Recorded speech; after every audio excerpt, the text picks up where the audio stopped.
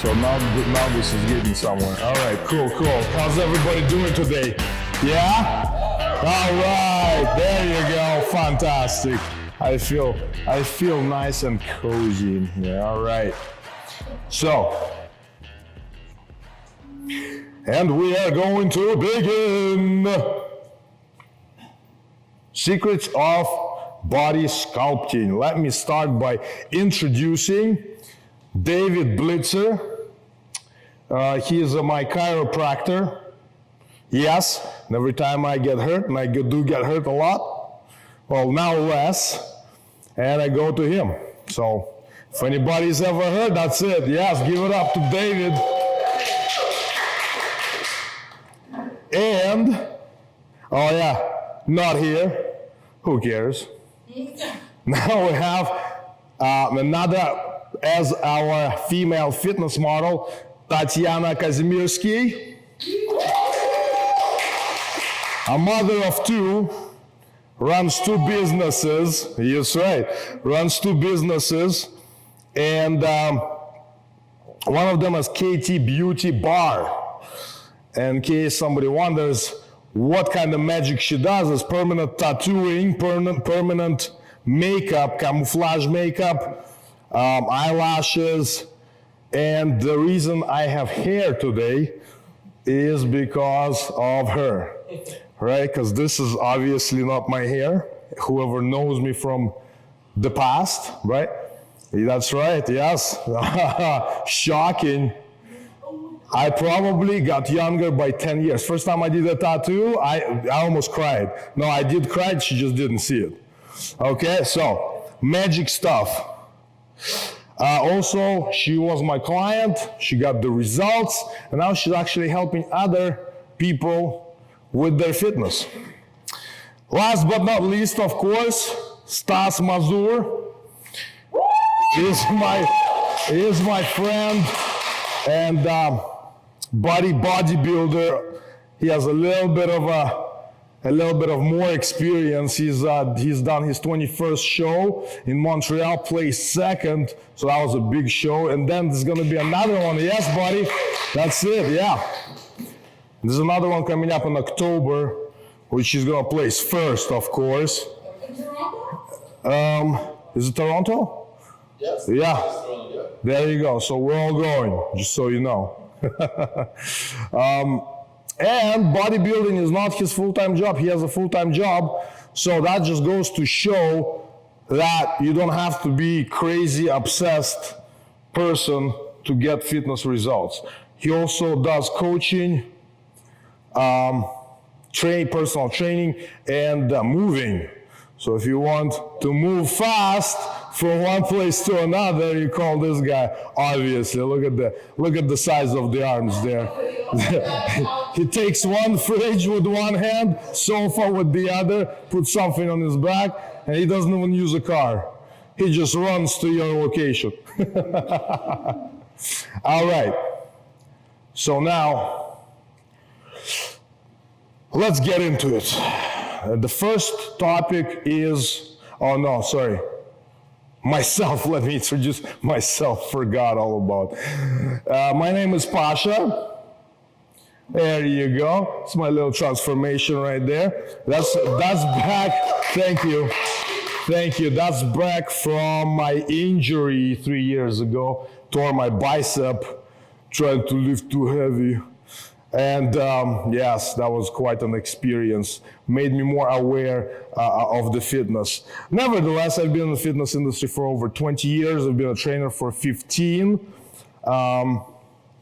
Military, 11 years, martial arts, powerlifting, you name it, I've probably done it. And I probably have an injury or a scar to prove it. All right, so let's dive into it. The first topic is going to be the false information of fitness. All right, who here believes that if you pick up a dumbbell and you start lifting, you're gonna gain too much muscles too fast? Nobody? Somebody? No. Yeah, okay, there we go. So let me tell you, and Stas will support me on that. It takes years and years and years to get what's called too muscular, and thousands, hundreds of thousands of calories, and probably like literally a ton of food, like literally 1,000 kgs. That's what it is.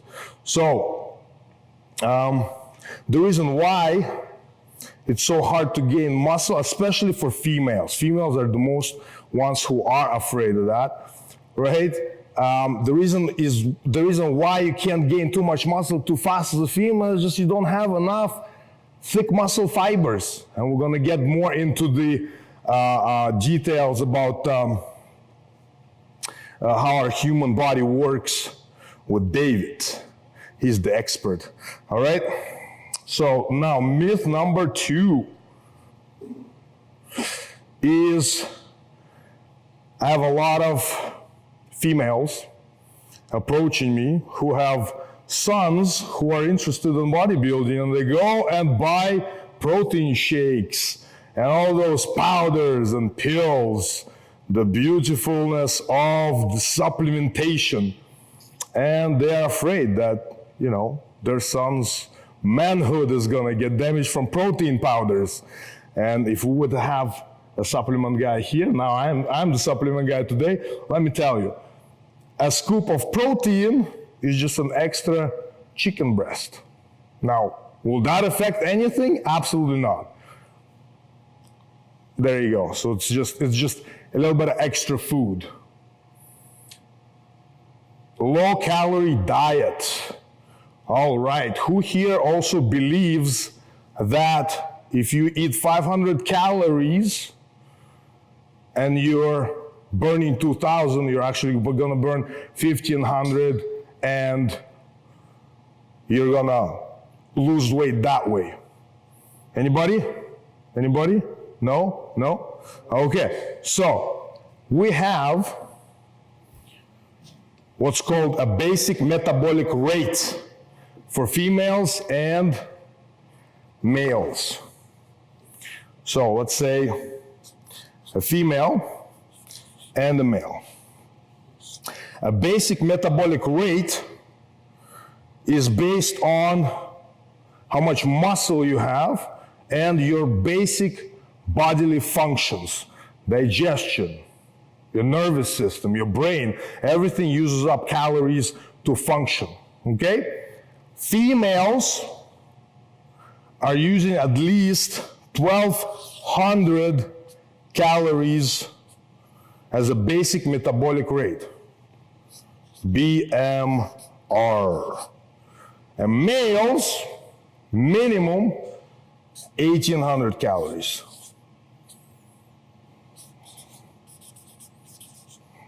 Okay? Now we add exercise to that. That's extra, let's say 300 to 500 calories.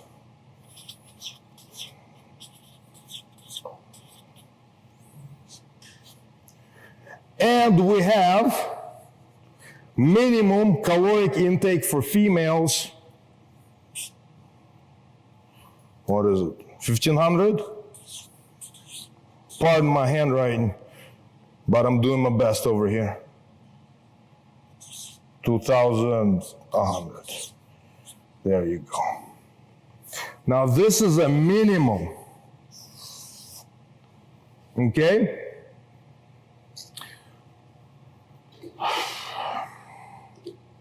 Any questions about that? No? Anybody has any questions? No questions? All right, you guys are very fast learners. Sugar. We'll get to the sugar. Close enough. All right, last thing about the false information and the myths I'm going to talk about. This is actually quite interesting. I just came up with that not too long ago when I was asked about genetics, and I was thinking, what would be the best way to explain, to get to someone, to tell them that genetics are actually just 10% of your fitness result, 10%. That is close to nothing. In fact, it's more like 5%, right, Stas? Yeah, he will tell you. This guy was what, $120-something pounds? Now a monster of 250 shredded on stage. Jesus, oh my goodness, the numbers, eh? Numbers don't lie, by the way, people do. All right, quite a joke. All right, so, and the story I tell people who don't believe in genetics is my military experience. Believe it or not, for 2 years I was a course instructor, and on our basic military training, we had all kinds of, what do you call them? Body types, yes. That's the word, okay? So you have, an average course would have anywhere from 100 to 200 people. Oh yeah, there you go. Some music on the background. That's good. So you have all the soldiers, right? We got a skinny little dude. We got a fat little buddy. Okay? Then we'll have like a jacked guy.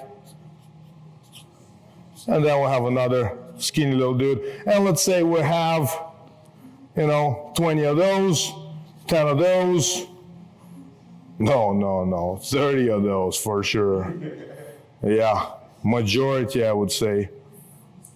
And then we'll have like 5 to 10 of genetically what's called gifted, right? And then we'll have another, 40 people, right? Another skinny guy. Skinny guys like to go to the army because obviously we all watched the movie. I was a skinny guy before, by the way, okay? So I thought I might harden myself and join the ranks of the military, okay? And I did harden myself. And what was the secret? What was the secret? What was the biggest secret in the military? How do you get, fat people or overweight people, let me be politically correct over here, to go body fat down, muscle mass up? And beef up all the skinny guys, right? Do you have a nutritionist working with each of them separately, coming up with a different diet? No, we don't. They don't. Do we have a personal trainer train each soldier one-on-one? No, the whole country will go broke if that happens. Everybody has 3 meals. Everybody sleeps at the same time. Exactly. Right? They go to bed at 10, we all wake up at 5. We'll go for a run, exercise, PT, physical training, right? 2 times a day. 3 meals at 7, 12 and 5.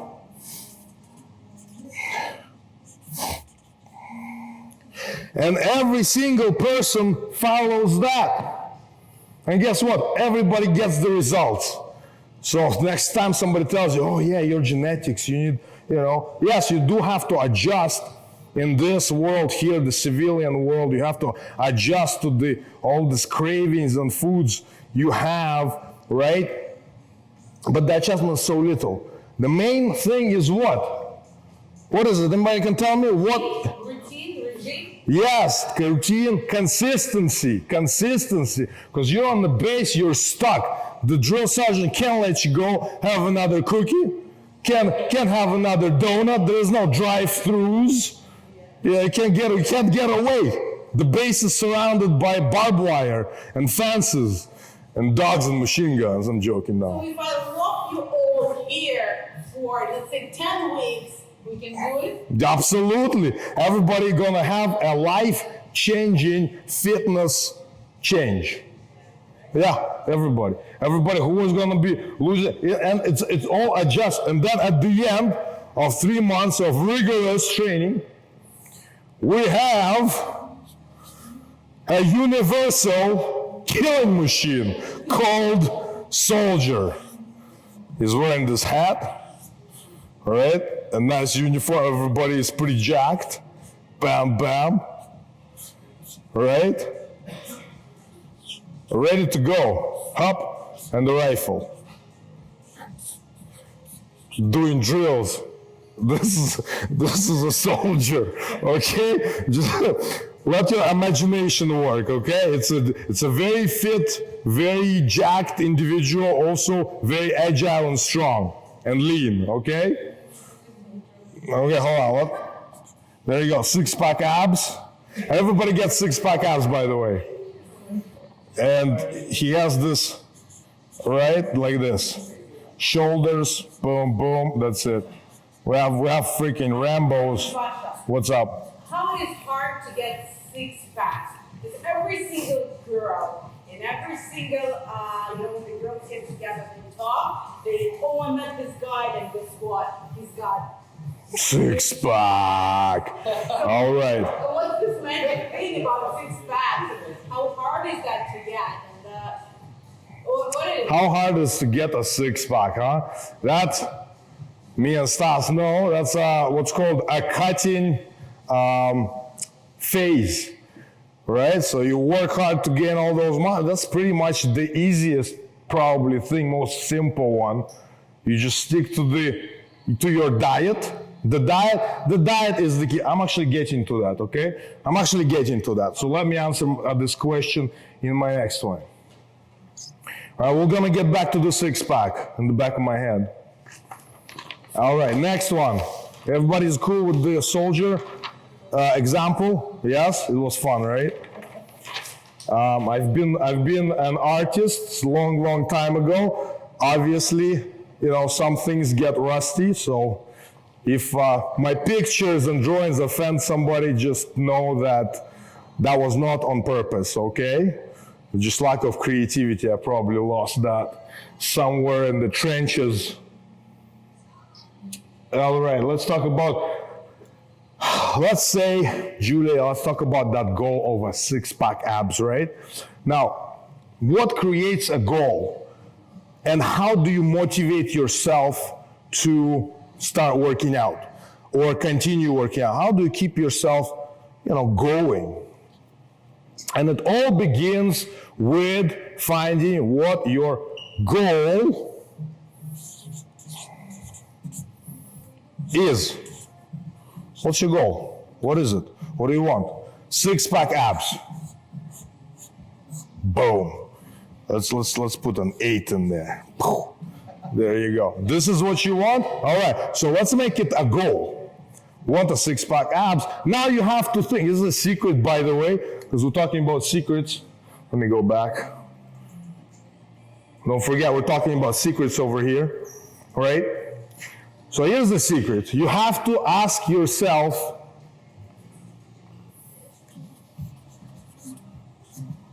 why? Why do you want six-pack abs? What's so important? Is it very important? How important is it? And that is going to be, you've got to find out once you ask yourself, why? I want a six-pack. Why? It looks good. Why does it look good? You ask yourself, why? This is the secret, by the way, so pay attention. Something that everyone knows wrong. Yeah. That's the truth. Yeah. I don't understand anything about six packs, but I know that everyone loves long. It's that thing. It's that thing. It's that thing. Maybe the brainwash finally got through, from the 80s, and now everybody wants a six-pack. But we don't want to talk about bodybuilding because it's gross. We just want this blows my mind, basically. You ask yourself why 5 times, and on the 5th, you are going to find out finally why. And this, by the way, this goes for every single goal in your life. You want to be rich, you want to be successful, right? You want to be wealthy. Why? And that's when you're going to find out why. Well, we'll talk about fitness for now. We'll let the Julia talk about the wealth and success and all that good stuff you do. Okay? Now, to achieve that, we need, I call it the triangle. The triangle. We need 3 things. And I always give example of the fire.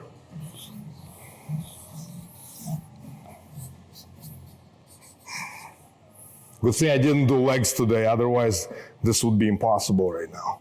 Anyways, Fire. What three things do we need to create fire? Can anybody tell me one thing? One thing to create fire? Fire is hot. What do we need? Yes. So we need the fire pit. so we need fuel. We need the fuel. Fire pit? No, we can create fire without it.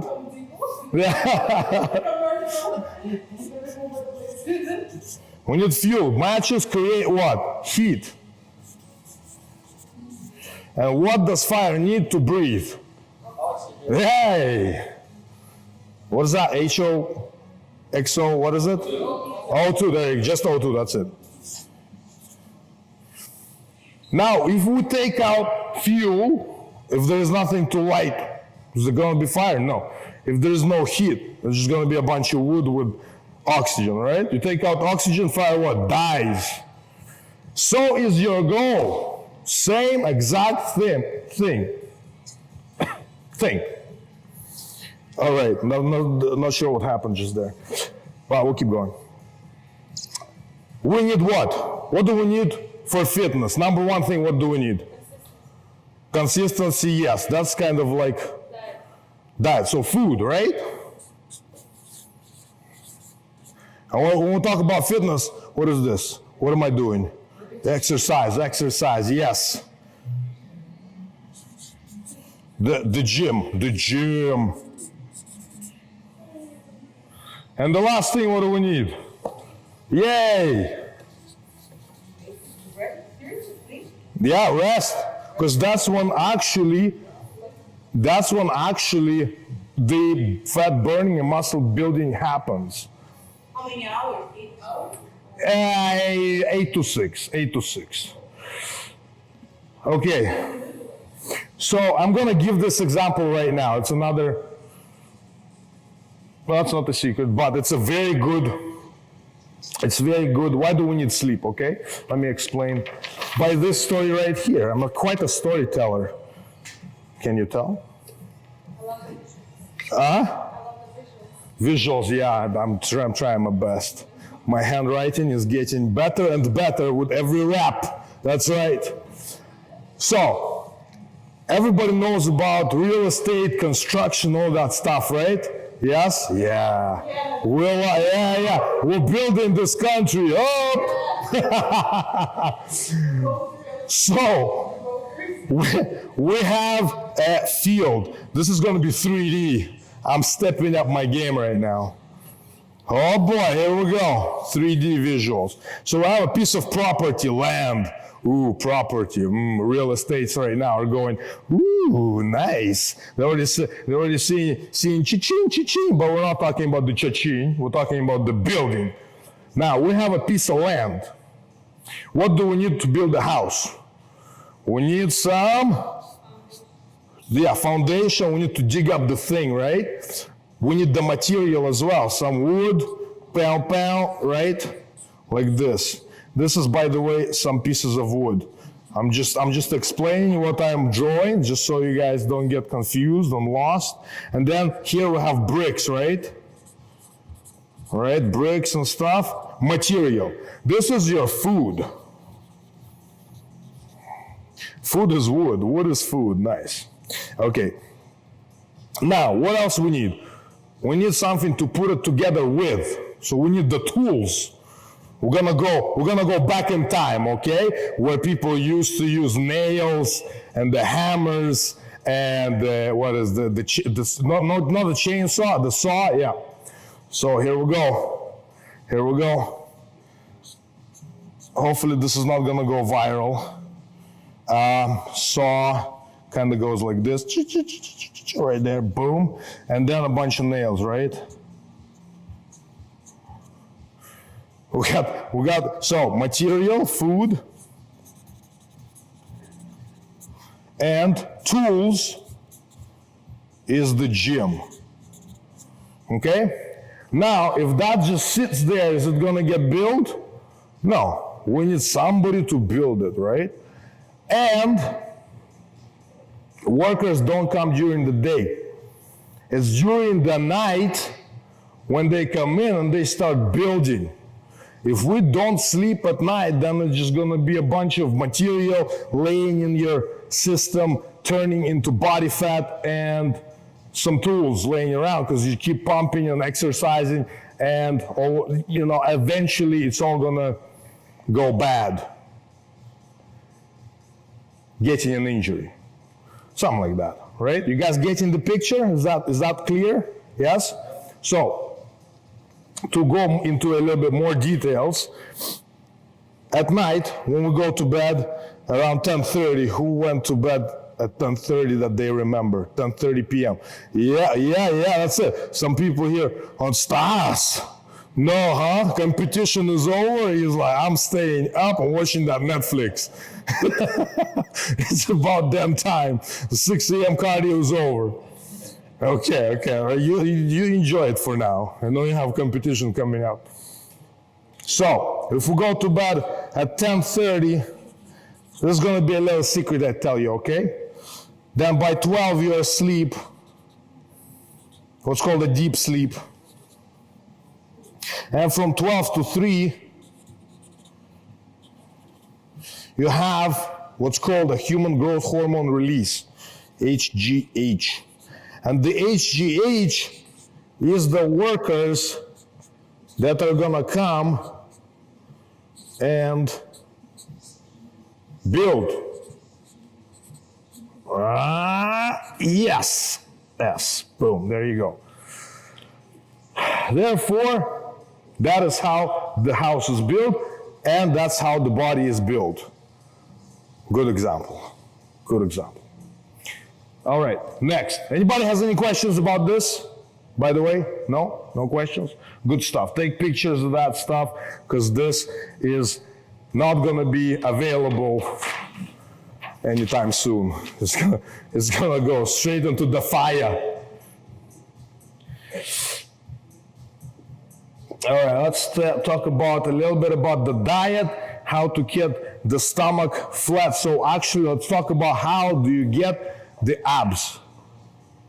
Huh? Yeah? Okay. So very simple. We have 3 sources of food, right? Two of them is source of energy. One of them is source of building material. So we have protein to build.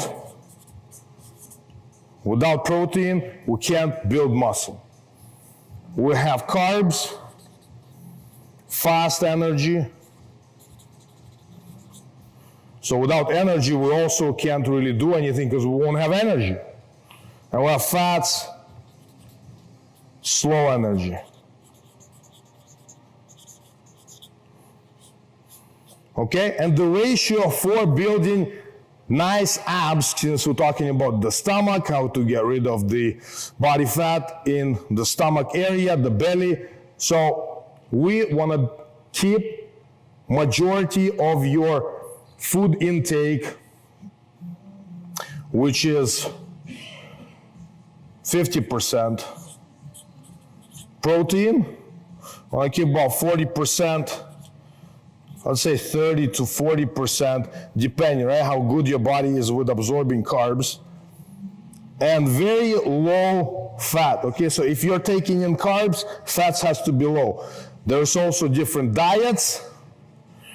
I'm going to touch on it a little bit next, okay? But this was proven to work.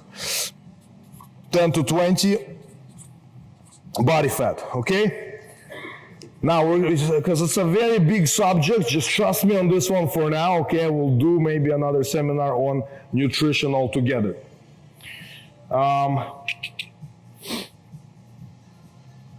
Yeah. All right. Okay, let's how do we bunch it all together? All right, let me get rid of the diet subject.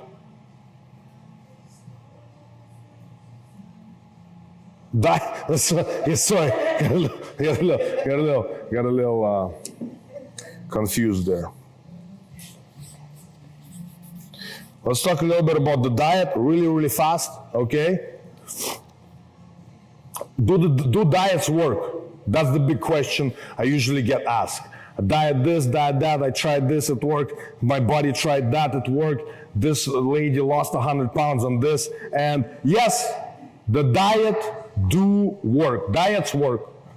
However, you have to be very, very careful and very, very strict, because most diets are there for a reason, and very few of them are for actual weight loss, like intermittent fasting. It was made for patients in the hospital to regulate the blood pressure, okay? It's not meant for weight loss, okay? Stick to the balanced diet. Let me tell you, this is proven, because the keto, intermittent fasting, paleo diet, carnivore diet, whatever diet you heard of, it comes and goes. Stas, back me up on this one. You've been in the industry for a while. Every 5 years or so, there's a big thing comes out, revolutionary, right? And then it just dies away. Everybody's like, oh yeah, look at this, new diet, the balanced diet, let's stick to that. And everybody's like, hey, balanced diet. And we always come back to the balanced diet, always, over the last few decades. So stick to what works. And that's all I'm going to say about that, because I can get carried away with this so fast. Stomach. What makes our stomach bloated? What makes our thing? I don't know what you're trying to say. Okay. All right, so hold on. Let me just finish this quickly, okay? And then we're going to move on. Because I got to tell the world about this, okay? We're going to talk about sugar. Sugar is the #1 enemy of the stomach, belly, abs. Sugar, no abs. You choose either sugar or abs. You can't have both. You know what I mean? You can have cheat days, what's called, but that's a whole different subject. So how does... Yeah, that's right. So how sugar affects the body fat, right? First of all, sugar has absolutely no use in our body whatsoever. There's no use. It's fast energy. However, you can get that from carbohydrates, right? What sugar does, though, is it releases your insulin. Insulin is a storage hormone. Basically, long story short, the more sugar you eat, more frequently, the better your body gets at storing body fat. So instead of maybe letting a few calories pass through, it will grab and hold on to it. Go, hey, here we go, into the fat you go. Eventually, you're just going to be packing every excess calorie into the body fat. That's why you see some people who has slow metabolism, some people have fast metabolism. It's all created by how much sugar you eat, okay? Another good example would be if you observe somebody throughout their childhood into the adulthood, how much actual sugar they were allowed to have versus if they were not allowed to have. If you ask a person who has fast metabolism, were you as a kid having a lot of sugars? Most likely, I would say 90% of the time they would say, no, we have very limited sugar, and 10% would lie. I'm making it 100% basically. Oh my God, here we go.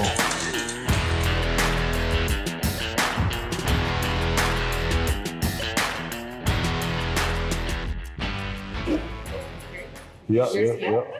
Hi everyone, hello. Hi. Welcome to IDream Academy. I'm so happy that you're here tonight for this beautiful event. And I would like to introduce to you my favorite guy, my guy Pasha, the Bear Stroikov, and amazing two people, Stas Mazur and Tanya. I'm so proud to have you here, to host you here. And you're hardworking people, you're fantastic people, great personalities, and soon in 2 weeks, Stas is having competitions. So I would like you to support him in 2 weeks. All the details, please have a look at his Facebook. All the details will be posted, and I will sure he's gonna make it, because few months ago he did fantastic. championship in Montreal. He's got the second place. Yeah! So please, everyone, you're so welcome to support Stas. And Pasha is having his competition in May 2020. So make sure all of you come to the competition. Woo! Thank you. Good luck, best of luck, and keep doing what you're doing because you're making people to be happy, fit, and beautiful, just the way you are. Thank you, Julia. Give it up to Julia, come on. Amazing, amazing. And yes, all right, so everybody is ready to continue. Everybody had a nice breaky. Fantastic. I just got a few words left to say until we get to my good friend David up here, talk about the most important things when it comes to exercising. But let me just finish up on the diet part, okay? When we talk about nutrition and what foods are good for your stomach, because the topic essentially is how to keep your stomach flat, how to get rid of the body fat, because body fat is not the only thing that keeps your waistline thick, but actual foods that you eat will keep your intestine bloated. Intestine, as you know, 21 meters goes kind of like this inside your stomach, inside your waist area. And if it's bloated by the foods you eat, your waistline obviously is going to be thicker. Okay, so aside from burning body fat, we also have to take a look at cleaning up your diet or cleaning up your nutrition, whichever way you put. Okay, so let's call it bad foods and good foods for your waistline. So the bad foods that you want to avoid would be, and forgive me if my grammar is not on point, okay, but hey, what's up? All right. So the bad foods for your waistline would be, first and foremost, is white carbs. Because most white carbs have gluten and starch. And both of these ingredients will keep your stomach, your intestine nice and bloated and make your waistline thick. Okay, so by avoiding them, that's how you're going to thin out the waistline. Okay? Second thing is going to be corn. Corn has like a different, a whole new different aspect of, terrifying things that it does for your stomach and intestine, because basically corn does not really digest ever in your system. So we want to really avoid corn or anything related to that also. So corn. And any dairy products, because a lot of us are sensitive to dairy, especially here. I don't want to say anything too, I'm just going to say it. You know what? In Canada, dairy products suck, okay? They are so, what do you call it? Not pasteurized. Look at the word I'm looking for. Processed. That's right. They're so processed. There's no nutritional value, and it's really, not a good news for our waistline. And the last thing, I talked about it a little bit, the sugar. Oh my goodness. And sugar impacts directly the body fat, because that's where sugars would go. That's where they store them, around the waistline, especially in those lovely, lovely love handles.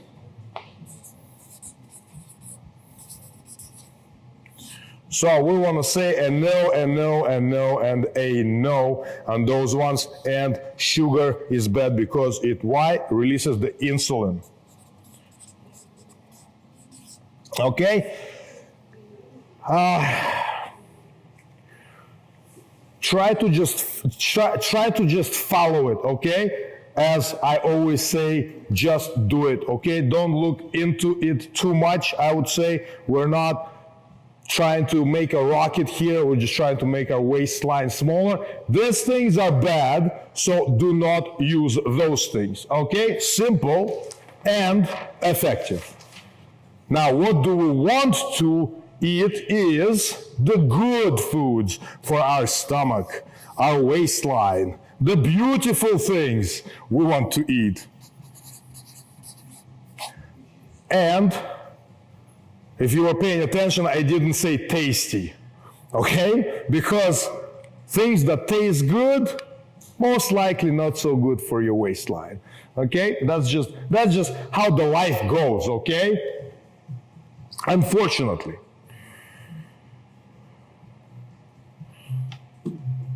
So you want to clean up the carbs, clean carbs.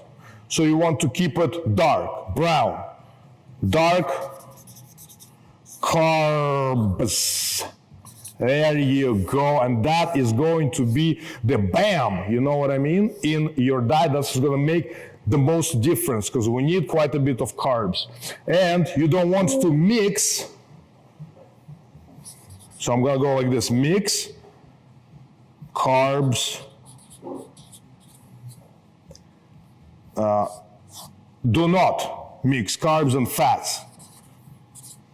Because one of them, and by one of them, I mean fats, is going to go straight to fats because your body will not use it. Your body will always go to the fastest source of energy, which is your carbohydrates. Okay, so just follow these rules. Eat dark carbs and do not mix carbs and fats. And the secret ingredient for keeping the waistline nice and tiny and small and practice it is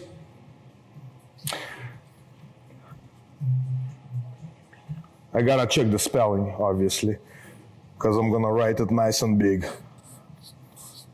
You guys double check my spelling if I'm wrong. Vacuuming.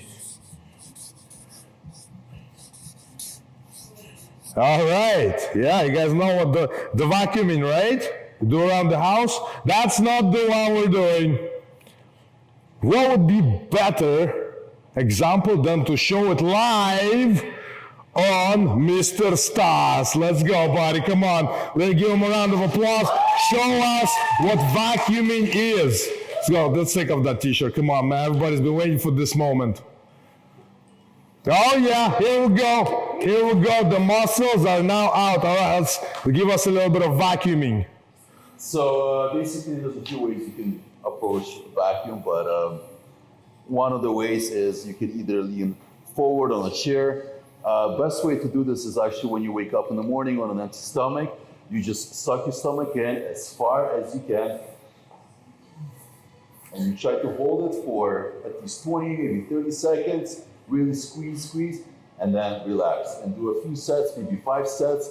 When you keep on doing that, your stomach is going to get flat. You have a transverse muscle underneath your abdominals that usually likes to get relaxed. This is why your stomach starts to stick out. So when you practice doing that, it gets really nice and tight. So your stomach the entire time will be more tighter. All right, brother. Thanks a lot, Stas. Just give us one set. Give us one set. Let's go, buddy. Come on. Give us one set. Do the vacuum pose. So I can do the front bicep. Let's go. Vacuuming pose while he's doing the bicep. Come on, hold it, hold it, hold it, hold it, hold it. That's it, buddy. Good job, good job. Yes. Thanks a lot, brother. Okay, and he's not going to go too far with that body because we're going to use that. So vacuuming, that's pretty much the secret that's been forgotten, and to be honest, it's been known since what? Since bodybuilding was actually born in like 70s or 60s. That's when the guys used to do that. Now everybody's like, oh, how did they get, you know, the simple things get forgotten. Okay, next one. Oh yeah, let's get right into the next thing here. we're going to talk about the, I'm just gonna touch on a little bit of the, what's up? I got a quick question for Stas. So you do about 5-6 sets of that, 20 to 30 seconds? Yep. And do you hold your breath when you're doing it, or are you actually trying to breathe? Yeah. You can try to breathe, but it won't be easy. Yeah. So you might have to hold your breath, yeah. Yes. You hold your breath, suck it in, and then you try to go this small little. If you try to go, because you start with 20, right? But we know 20 is not gonna cut it when you're, going to the competition level. You gotta try and hold it for 60 or more seconds. Can't really hold that breath by, sucking the stomach in. Give it a shot, okay? If you have questions, you can always ask Stas, ask me. We're all on social media, YouTube, Stas Mazur, trainer Pasha, okay? The Bear. All right, now I want to demonstrate what is possible, what kind of physique you can achieve by exercising part-time for a female. Tanyusha, let's have you at the center of the stage, please. Come on, welcome, Tanya. Yeah. All right, show us what's possible. Let's go, let's do the pose. This one, yeah, this one. There you go. Look at that. Suck the stomach in, that's it. There you go. Here we go, all right. Yes, Tanyusha, good job.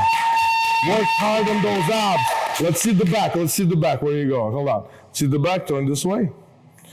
That's it, there you go. That's it, there you go. Yes! Good job, nice definition. Okay. All right, now I want to invite Stas back. We're going to touch on biggest muscle groups, and then we're going to go into the postural details where I am no longer an expert. All right, Stas, let's go. Let's get you in here again. You're going to be here for a while. I hope you're comfortable. You better be. Let's go, Stas, come on. There you go. So, when you are working out, let's talk about exercising now. When you are working out, the main muscle group would be your legs. Let's pull up the pants a little bit.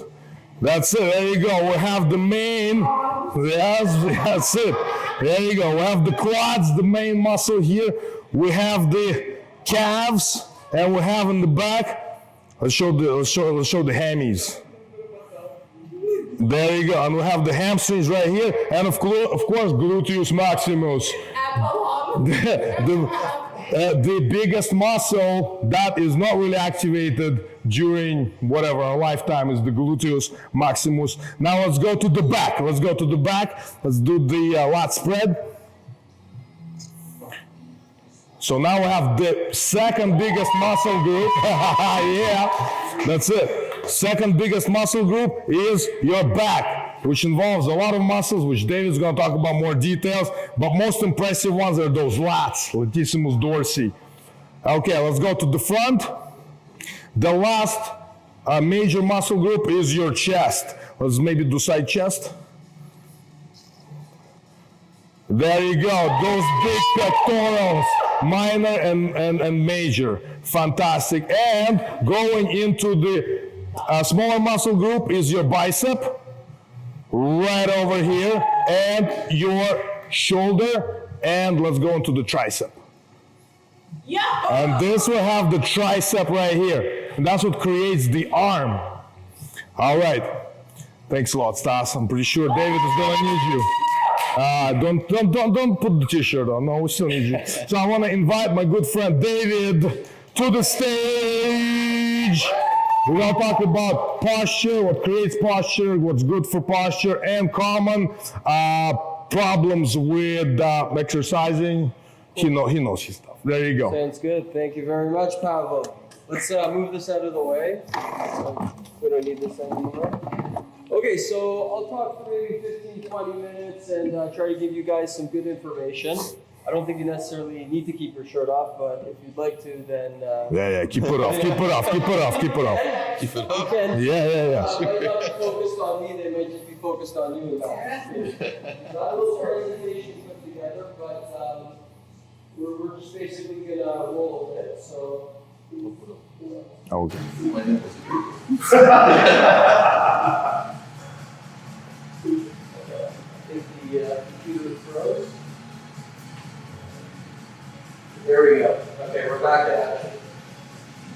just start off with a little funny little gym joke here. It says, where's this wrist muscle and how to train it? Little Arnold joke for you. Okay. So, quickly just about me. I'm a chiropractor and I do a lot of other stuff in the gym, but we're going to be talking today mostly about posture and exercises and some common injuries that you guys may or may not have experienced, but ultimately we want to learn how we can avoid them. So today's educational workout, we're going to talk about some back problems and some shoulder problems. And like I said, our goal is going to be to increase understanding of these areas so that we can decrease the incidence of injuries. So, of course, some of us look like this, and a lot of us don't look like that, or like everyone says. So, first I'd like to just ask people if they understand what the function of a muscle is. We're all basically totally obsessed with them, but a lot of us don't really know what does a muscle do. So, if anyone has an idea, you can just call it out. What do you think a muscle does? That's your pretty big answer. What do you think a muscle does? Well, it makes you function. Yeah, absolutely. Muscles make you function. Pavel, what do you think? What do muscles do? What is the number one thing that a muscle does? Holds the skeleton all together. Yeah, Keeps muscles us do that. in the form. Exactly. So a muscle, what it does is it brings two bones closer together.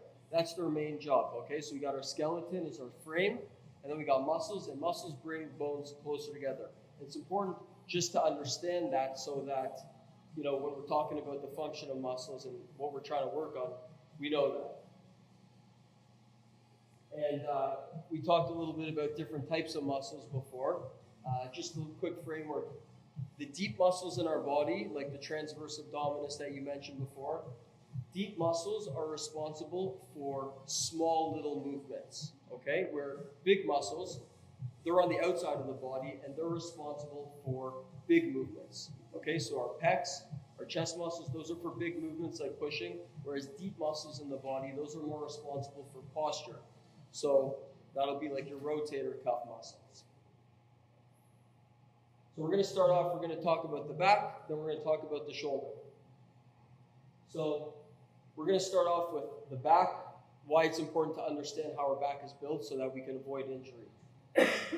So our back is made up of something called spinal vertebra, which are like plates that are stacked on top of each other, okay? And it's important to understand this plate analogy because when we are dealing with the shape of our spine and how our spine would be strong, you have to think about plates stacked on top of each other. So plates are very strong for compression. You could have a stack of plates, you could push on them really fucking hard, and they would not break. But if you start to bend those plates and you load just one side of them, they're gonna break. So it's important to understand that our spine is very strong in a straight position, but not a bent position. And also we have to understand that these plates are stacked with gradual curves. What that means is that our spinal position should have gradual curves to it, but not big curves. And it's when these curves get messed up and they get too big or too small, that's when our posture gets messed up, and that's when we get big, big problems down the road. So, talking about the back a little bit more, there's two main muscle groups that are going to stabilize and control our back and help it to function well. So we have our abdominal muscles, which are on the front, and we have our low back muscles called our lumbar erectors, which are in the back. And ultimately, we have to have a balance between these muscles. It's very important. So just a quick show of hands, who here has had back pain in the past? Basically every single person in the room. If you haven't had back pain, you're probably lying. Okay? That's the truth. Everyone gets back pain at one point in their life. I saw a quick study where they looked and they said 80% of people have a lifetime prevalence of back pain, but I guarantee you it's 100%. I don't know one person who's never had some back pain in their life. So I'm going to tell you guys the secret to back pain right here. We kind of touched on it. And basically, a little disclaimer here. Sometimes there's other reasons, but 90% of the time, back pain is going to come from poor control of our core. So it's a poor lumbopelvic control. So what do we see? We see a muscle imbalance between the deep muscles of the abdomen and the low back. And ultimately, what happens is when you start to do exercise, moving around, loading tissues, your low back muscles will be overactivated and your ab muscles will be underactivated. And this will be quite apparent with someone's posture. Okay, so everyone can stand up right now and put their hands on their hips and just basically, you guys can do it too, put your hands on your hips and imagine that your pelvis is like a bucket of water, okay? Everyone has a nice pelvis here. And you could basically try to tilt it forwards and arch your back more and tilt it backwards. And if you found that you weren't able to arch it forwards at the beginning, it means you're stuck in a forward tilted position. And that's how most people are stuck, tilted forwards. And what's that due to is tight muscles in the back, pulling your back arch like this.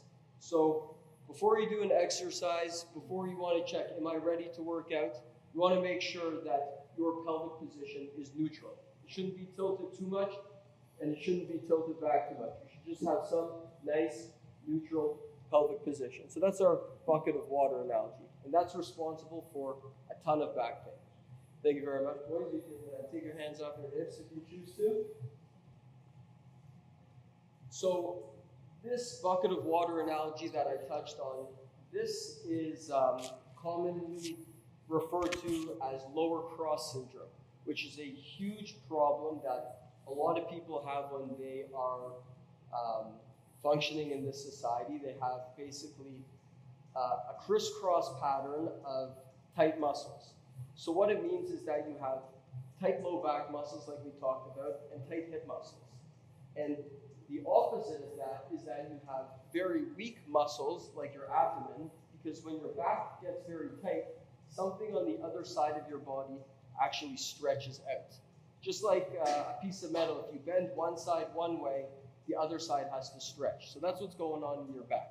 The low back gets tight and the abs get stretched. And it gives this crisscross pattern that you can see over here, which shows how you have tightness in some areas and weakness in other areas. So, how do we fix it? The key to fixing this lower cross syndrome is going to be strengthening the weak muscles and stretching and loosening the very tight ones. So, we're going to start to strengthen our deep abdominal muscles to pull everything back into the right spot. And we're going to start to stretch out those low back muscles. Also, you're going to want to strengthen your glutes because that helps to control your pelvic position.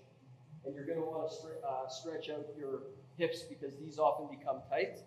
And I'll just touch upon one other secret muscle, which is part of this lower cross syndrome, which is called the psoas muscle. And most people don't know about this muscle and what it can do to you because it's very deep inside your body. So the psoas muscle is a muscle that basically goes from your hips and it goes through the center of your belly and attaches to your low back vertebra. And if you guys can see this picture over here, actually it's good on the next one. What it does is it will pull your low back from your hips here and pull you into that extra curved position. And that is a huge comfort for a lot of people because the psoas get super tight when you're sitting in the chair all day. These muscles get tight, and when you stand up, well, they're so damn tight that your low back arches more to basically accommodate for a super tight muscle here. So if you're experiencing low back pain, you're going to want to stretch out this psoas muscle, which can be done by anything where the leg comes back behind you. So a lunge would target this psoas muscle. Also strengthening the opposite muscles to the psoas would help to loosen it up. Okay, so that's basically a quick summary of common low back pain and muscle firing patterns that we see. Also, a quick note is that sometimes it's not that simple. Sometimes people's spinal joints will just get so locked up and they just don't want to move and it creates a lot of pain. So that's where a chiropractor could come in to adjust these joints get them moving better. Sometimes people refer to them as spinal subluxations, which is where your joints get locked up. They don't want to move, they irritate your nerves. So that's the type of thing that a chiropractor can adjust. But otherwise, lower cross syndrome and low back pain, there's a lot of information on it that you guys can take home. Any questions about the back at all? That's our quick back summary. Anyone have any questions? No? Okay. How do I need to know Yes. when that's the time to go and see you? So if you're getting back pain, very often you may want to consult with a chiropractor or any professional as to why you're getting the pain. It's good to get some guidance for peace of mind to figure out exactly why it's happening. And even though a lot of people go online and they try to self-diagnose themselves, it's always good to ask a specific professional. Or ask different groups. Ask different groups of professionals, medical groups, why you're getting the problem. Yes, in the back. Can footwear affect your back pain? Footwear can affect your back pain, absolutely. So if you're wearing bad shoes that would maybe make your feet collapse inwards, or if you're wearing high heels that bring your legs up like this, naturally your body's going to adjust and accommodate. So footwear can most definitely affect. Mattresses, pillows. Mattresses, pillows, if you're sleeping on your side curled up like this, yeah, your body's going to adjust over time. If you're sleeping like this curled up, you're going to wake up, you're not going to be able to move like you did because your body was stuck in a certain position for 8 hours. So sleeping is very important, not just getting the rest, but being in a good position while you rest so you actually adapt properly. Do you have actually to choose the pillows or the mattress or some kind of Yes. guidance to, depending on my back spine or just the body type or how that's work? Absolutely. So when it comes to pillows, I have pillows that I recommend in my office because, there's no use in me sending you somewhere and telling you what to look for. So I just recommend a certain type of pillow. The type of pillow that everyone should be using is one that helps to hold their head and neck in a neutral position. What that means is you want your spine to be adequately supported. You don't want to have your neck stuck like this while you're sleeping or way in front of your body. You want to be in a straight position because that's how your body's going to adapt over time. And if your head's twisted one way, certain muscles are going to be tight, nerves are going to be pinched for long periods of time, and things are not going to be good when you wake up. So you want to be resting in a comfortable, neutral, straight position. Mattresses, similarly, you want them to basically take some pressure off your body, and you're going to want to basically be in a relatively straight position too. So if your mattress sags too much, you're going to not be comfortable. But if it's rock hard, you may get some pressure from it. So, in general, mattresses, something medium firmness is good for most people. Because it's very famous right now. It's in a big trend, the memory foam. Yeah. The organic one, full of buckwheat. Yeah. Well, we're not eating our mattresses, so we probably don't need organic full of buckwheat. But actually, I've heard of some people, eating their mattresses, but that was some online crazy thing. Yeah. Midnight snack. Yeah, good snack. Right? If it's a buckwheat and you're a carb depletion, you're gonna take a bite. You're gonna take a bite for sure. I think Pavel's the only one tough enough here to actually eat his mattress. But Do they make protein mattresses? yeah, if there's protein in mattresses, people will eat them. You wake up, half the pillow is gone. No problem. Okay. Next, we can talk quickly about the shoulder. Okay. The shoulder. Blast through the shoulder. So shoulder is a pretty interesting joint. The back, like we said before, is like plates stacked on top of each other. It doesn't allow for so much motion, whereas the shoulder is a ball and socket joint. So what that means is you can have a ton of movement just from one joint, whereas in the back you have, a ton of joints and way less movement. So this is our shoulder. It's a ball and socket joint, and it allows you to move literally 360 degrees more motion than any other joint in the body. So we talked a little bit about some shoulder muscles. We got the big, strong muscles on the outside, and we got the smaller, more stabilizing muscles deep inside. So we talked about this concept of stabilizers and prime movers. And now let's get to some posture for the shoulder. We talked about posture for the back. Posture for the shoulder is super important because bad posture messes you up, okay? For multiple reasons. Number one, it changes the way muscles fire. If you have bad posture, certain muscles are not going to be activated when you need them to.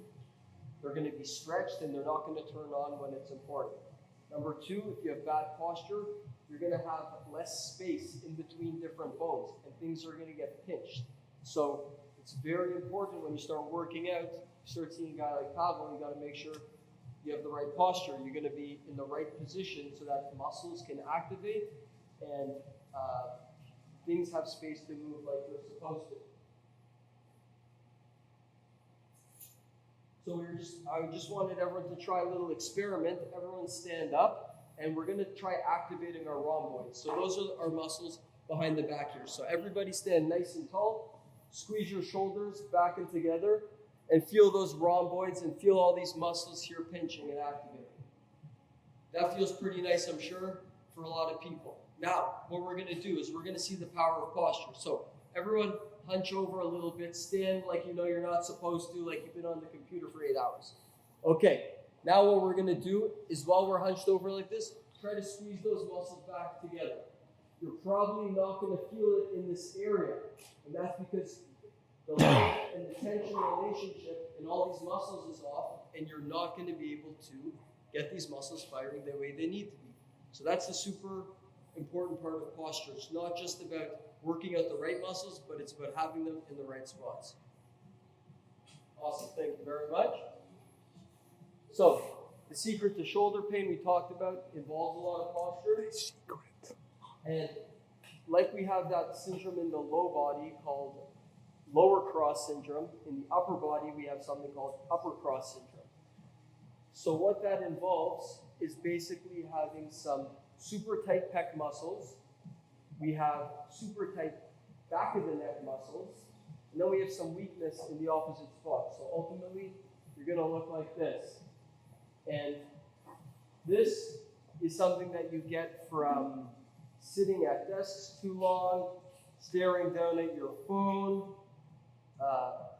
basically all that horrible stuff that we do, sitting too much, our back gets locked up, our muscles get too tight, and it's pretty bad. So this doesn't just involve your shoulder, but it involves everything from here up, upper cross syndrome. Chest, back, neck, the whole wheel. So we're going to do a quick neck check just to see, hey, how's everyone's necks working? I want everyone to basically look up at the ceiling, all the way. How does that feel? Does that feel comfortable? And I normally get people to stay looking up for 20, 30 seconds. Does that feel good? Yes. Yeah, it feels good. Is it comfortable? Does anyone have pain when they do it? The front there. A lot of pain and tightness in the front people experience. Does anyone have pain anywhere else or uncomfort anywhere else? You have some pain in the back. So that's called closing angle pain, and that's not good.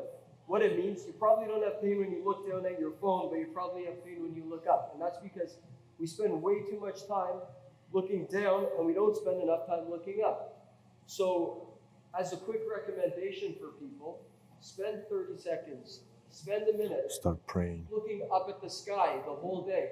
Look up 30 seconds to a minute a day and let these muscles stretch out. Give yourself the time to do the opposite of what you do all day. So you can add that after you do your vacuuming. Okay? Or do it at the same time. At the same time, right? How many things can you do? So that's the quick neck And check. squeeze glutes. Another quick check that we can do on is our overhead mobility check. Oh boy. So putting your arms up overhead, everyone put your arms up overhead. Can you get up overhead? A lot of shoulder problems come from the fact that you don't actually have the mobility to do certain activities. So if I say without any weight in your hands, put your arm up overhead as high as you can. And if you can only get to here, then you don't deserve to be able to put heavy weights in your hands and start overhead pressing because you just don't have the right motion. And you might compensate to get there. So it's very important for you to have full mobility and full ability to move in a position before you start loading up that position. And that's a super important concept to understand. It's similar to squatting. If you can't do a proper squat without any weight on your back, you can't start putting weight on your back. Any questions about that at all? No? Okay. So how to fix the shoulder? We got to fix our posture to start with. So like I said, loosen up the tight muscles. Loosen up those pecs that are super tight. Loosen up that back of the neck. Get everything into the right spot so that when we do start to load tissues, they're in the right spot. You're also going to want to strengthen that back to get everything nice and straight. And you're going to want to strengthen some deep neck muscles, which will take your head from this position here to this nice position here. One last thing to talk about with shoulder problems is the thoracic spine. So the thoracic spine is this mid-back area over here. Keep turning for me. It's this mid-back area. And this area is super important because our shoulder blade sits on our thoracic spine. And if the thoracic spine, Show him this guy. we can show on this guy if you want. Let's go. Yeah. Because then we can see the actual muscles. Might as well, yeah. Beauty. There you go. So we got our thoracic spine over here, which is down in the middle. And sitting on the thoracic spine, we have the scapula, which is a huge bone, and it's the foundation for the shoulder. So let me get you to lift your shoulder up. Good. You can see these muscles moving and controlling that scapula on here. And when the shoulder moves, you actually need to have some motion in the back too. Or if you're twisting and pushing, you need to be able to move here, because if this area doesn't move properly, the shoulder is going to have to move a little bit extra. You can let that come down. All right, good. Thank you very much for that. Yes, Stas, good job. Julia, really like. I'm going to give you guys one last thing about the shoulder. Okay, I'm going to talk about a quick muscle that I love, and I see it doesn't work in a lot of people. And that's called the serratus anterior, okay? I called it the secret serratus because most people don't know about it, even people who have a ton of fitness and health and bodybuilding knowledge. And what this muscle's job is to actually rotate that shoulder blade. So for many people who actually can't reach up overhead properly, this is the muscle they need to strengthen. And actually, Stas is probably one of the few people here who you can really see it, but it's that muscle that's basically on the side of our bodies here, super important for rotating that shoulder blade. So if you're having shoulder problems, see if you can feel this muscle under here, and you may want to consult with a health professional to see if, hey, is that muscle working or not, because that can contribute to a lot of pain with any overhead movement. So just one last thing, we talked about a bunch of different topics about back health, shoulder health, and I showed a picture of an elephant here because it's important for you to get healthy and moving and better to find the elephant in the room. Figure out, do a health screen, figure out what the biggest problem you have is and eliminate it. Get rid of that elephant and then move on to the next thing, because you know, we're not all people who can spend 8 hours a day working on our health. But if we can find the biggest health problem, get rid of it, and then move on to the next thing, you're going to be on your way to achieving perfect health. Thank you very much. It's been a pleasure. Yay, David. Amazing. All right. Thanks for inviting me to talk. Thank you, brother. Thank you, David. Give it up one more time for David. This guy who saves people's backs and shoulders and the rest of us. Awesome. All right, cool. This is pretty much it. I just wanted to really talk about a little bit about the main exercises, and I'm going to have our fitness people, models over here. She's been sitting there for a while, getting a little rusty. Poster, I would say. Yes, the posture. Yeah. Oh my goodness. David was talking. Who else felt like they have to straighten out their posture? Anybody else felt that? Oh my goodness, big time. Except those two. They're conditioned to have perfect posture even in their sleep. They sleep like they're like, do you crunch like this and sleep? It was like, what? Stas probably last time he did it was before he was born. All right, cool. Cool. So number one most important exercise, let's get to the front there, boys and girls. Well, one boy, one girl. Little boy right here.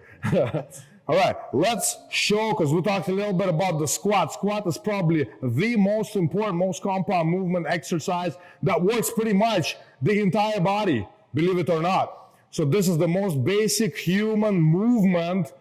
I'm not going to go as detailed, of course, as David over here. Just realized, man, my vocabulary is really lacking. But nevertheless, see, if you have a problem, that's why I go see David. Like it gets too complicated, I'm like, David, fix me. Something is not working right. I reach my limit in my knowledge of fixing. And he actually will teach you what stretches you need to do, what you need to roll out. I actually didn't know what the rolling out was until I met him. So thanks a lot, brother. One more time, come on, David. David is an important. Chiropractors are critical to the fitness industry and just our general fitness health. You know what I'm saying? Okay, so now let's demonstrate a 10 squats, guys. Can you do that for me? Let's go, hands on your shoulders. All right, and let's go. Come on, 20 reps. Sorry, 10. And 1, and 2. See? And 3, and 4. Good. 5, let's turn this way. I want to show from the side. Let's turn around this way. So as you can see, full range of motion. Let's go as low as possible. A little tight there, but that's okay. There you go. So you go to a 90-degree bend. So your thigh is parallel to the ground, keeping your back straight. That's when the posture comes in. All right, thank you very much, guys. Didn't mean to work you out really hard. Just one more exercise, which is also a compound movement, a push-up. Can you do a push-up? I know she can do a push-up. Huh? All right, let's see a little bit of push-ups. Stas, okay. Take off the shirt, man. Take off the shirt. I know I'm asking too much from you, but hey, we just love the muscular man on stage right here. All right, let's pump out those push-ups. It's also gonna give him a little bit of a pump. Let's go, cheer him on. Let's go, Stas. Come on, buddy. Woo! That's it. There you go. Work those shoulders, brother. 2, 3, 4. He just can keep going. Who else can do this? Come on. Come on, guys. This is upper body strength right here. This is why we do this. You know what I'm saying? All right, thanks a lot, brother. Look at that back and just grab a piece of it. All right, let's see the pump. Give us a little bit of a double bicep. Come on. Boom, there you go. All right, you know what? Stas, please, can I ask you as a friend a favor? Give us the mandatory poses, please. Mandatory poses, okay. And as you go, I'll comment on what you're doing. Okay, let's go. So here we have the front double bicep, ladies and gentlemen. And you see the waistline, boom, sucking the belly in. Really tough. Next one. We got, oh yes, it's coming. Lat spread, front lat spread right here. Beautiful. Look at those lats just popping out. That's it, brother. Look at that chest is all the way up. Then we go to the side. Side chest. Boom. That's it, brother. Good stuff, yes. Going into the back. Reaching up and back double bicep. Look at all those muscles David was talking about. Look at them popping out. I think the vein just almost hit me in the eye, popping so hard. Okay, good stuff. And down here we go. Back, lat spread. Show us all that wide back. Nice, brother. Yeah, buddy. Good stuff. All right, let's do the last one. What do we got? The tricep. Up. Side tricep, ladies and gentlemen. All that hard work right here. And we got the thigh and ab. Yeah, show us some thighs. Oh my goodness. Ladies are gonna faint right now. Oh yes, buddy, that's it. Squeeze those muscles. Look at those legs. Look at the striations on those things. and most muscular. That's it, brother. Coming in like this, coming like this, and oh, this one's for the ladies in the house. All right, thanks a lot, brother. Appreciate it. That's it. Give it up one more time. Stas, fantastic. Mazur. Right on, buddy. Right on, brother. Holy, whoa. Woo. Damn, it just got hot on the stage. Okay, you guys can't feel it really. Or did you get the wave? I think you all felt it. All right, last thing I want to finish with. Thank you very much, guys. You can have a seat. Thank you again. Thank you so much. Yeah? Oh, I'm done. I'm done after this. So, I'm going to finish with this, okay? How do you motivate yourself? I spend a lot of time, because I've been a trainer for a while, how do I motivate my clients to keep working out? When they feel tired, or they feel like they're sick, yeah, or they feel like they want to cheat. And the secret, to be honest, is it's the most simplest thing. You gotta find your why. You have to know why is that you do why you do. If you're not following something, then that means you have to dig deeper. You gotta dig deep, and you have to find out the reason why you want to exercise. Why do you want to achieve in fitness? Doesn't have to be have a six-pack abs. Maybe you want to lift 800 pounds over your head. I don't know. Up to maybe you want to run 50 kilometers. Maybe you want to run 1,000. Maybe it's never done before. But you have to find the reason why and just do it, because what else are you going to say to yourself? Sometimes you just got to get off the bed. You got to make your way outside, go for a run. Come, you know what I mean? You just got to do it. And I'm going to give you a little bit of a story of how I come to bodybuilding, because that's something I've been always dreaming about. And maybe that's something that you guys been thinking about, not bodybuilding. Or maybe you had a dream when you were a kid. Because, well, you see, I come from a third world country, as they say, Kazakhstan, all right? And, you know, we didn't have that much equipment. The culture was different, but I always was fascinated with bodybuilding and the bodybuilders. Dorian Yates, I remember, I had a poster of a smuggled magazine into the USSR. I had a poster, and I would look at him all the time, probably an hour a day, just admire every muscle fiber, every detail. And that's what I wanted to be. But as I was growing older, it became an impossibility in my head. It was in my head, because I was, pretty weak kid, got bullied a lot, found a way out of it doing martial arts, but it was still not the same thing. It wasn't something was missing. Fast forward 30 years or so, I'm preparing for my competition, and I mess up my diet, I go party too hard, and my coach, he says, why don't you do bodybuilding? I was like, what, me? You serious? And little did I know I was already living a bodybuilder style life. I was preparing my meals, but so afraid to actually register for the competition and step on stage because of the mental block that you put in your head that you can't do something. And I remember I had a talk with him. I'm not going to go into details in the story, but I messed up pretty good right before my show. I almost didn't end up going. And I remember talking with him, and I'm like, listen, do you really meant that I can grow that much muscle? It can't be, because they're so huge. I'm so tiny, as I am 230. I'm still thinking in my head I'm too tiny, right? And he said, yeah. So with such ease, he was like, yeah, the muscle will grow. You just got to train and eat. And then at that point, I was like, oh my goodness, he was right. And as I went for a run, as my muscles were all sore from that partying I did the night before, and I was afraid to push myself to go. At some point, I decided, okay, you know what? I am just going to do it, and I'm going to run. And if something breaks, something pops, then so be it.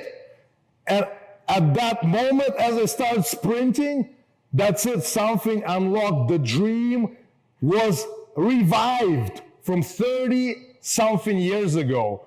And I ran, and I cried, and I yelled, and I laughed, and by the time I was done the run, nothing seemed to be impossible, because now I lived my dream. And that's what I encourage all of you to do. Do something that's outside of your comfort zone.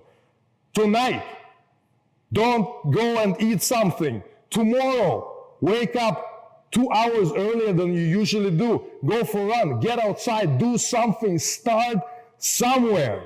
And that is my message to you guys. Thank you so much for coming in. Thank you. My pleasure, my pleasure. Julia, thank you. Thank you so much, guys, for coming. Thank you for this amazing event, for this educational seminar. And I would like just to add a few words from myself that we are all equal. No one is better. But what makes us different? What makes it different in us? That today I decide to do something. Tomorrow I just will do it. Nothing is impossible. We can all follow our dreams and make it to the point when we can be proud of ourselves. I would like to say just a couple words about this beautiful woman, Pasha, that's your mom, Yes. who first of all brought out an amazing, beautiful soul. You have a true man. You have a great friend. His soul is beautiful, pure and clean. And he's a great person whom I can be proud to stand by, to be his friend. And it's amazing. And also I would like to push all of you to start helping each other. Give a hand to your friends. Think tonight whom you can help. What can you do? It's very hard to start a business, a company, a career when you're by yourself, when you do not have anyone beside you. And actually you have so many against you. It's very hard when you do not have funds, when you have family to feed, when you have so many responsibilities and so many obligations. It's very hard. But trust me again that nothing is impossible and you can do it. You can do it because you do believe in yourself and you have good friends. You have this luxurious thing to pick and choose people with whom to be friends, whom to party with, and whom to invite over. And I'm so honored and privileged tonight to have you guys. Because you're beautiful hearts, beautiful soul. And I know we can create this dream team and we can all support each other and help each other to achieve dreams and goals and prove to everyone, and first of all to ourselves, that what? Nothing is Impossible. impossible. Here we go. Yeah. Julia. Thank you. Yes, Julia, thanks so much. Just again, wanna thank you personally for allowing me to live this other dream I have and making it into reality slowly but surely, giving me an opportunity to be here, be part of IDream Academy. or iDream Toronto Academy. Oh, woo! There you go. So yes, wonderful woman, wonderful friend, just blessed. I feel blessed. And That's it feels so good. And it Trust feels me, good. That's it. It feels so good. All right, that's it. Thank you. Thank you, guys. Woo! Thank you.